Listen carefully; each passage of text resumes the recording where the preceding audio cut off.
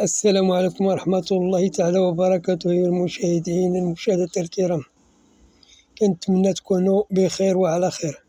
بغيت الفيديو ديالي يلقاكم بالصحة والعافية إن شاء الله. بغيت نشارك معكم تشكيلة جديدة ديال قفاطن أوتكاش 2024.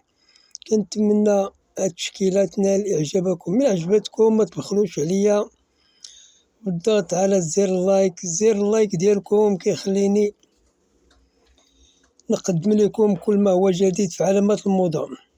الناس اللي أول مرة كيشوفوا القناة ديالي ما عليهم إلا يفعلوا الجرس باش يوصلهم كل ما هو جديد. كنتمنى يعجبكم الفيديو، كنتمنى يعجبكم الموديلات، والسلام عليكم ورحمة الله تعالى وبركاته. تحياتي للجميع. مرة كنبين لكم كيفاش طريقة كيفاش كنخيطوا القفطان، كيفاش كنخيطوا التكشيطة. هذه التكشيطة مخدومة بالسيف ديال السقلي ومنبتة بالعقيق، كلها منبتة بالعقيق، ما فيهاش الطرز، هذه منبتة بالعقيق، يعني فيها رشامي ديال العقيق،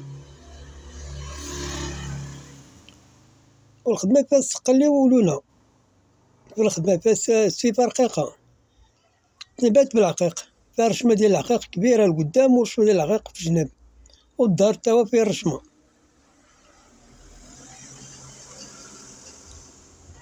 يعني شي حاجة زوينة.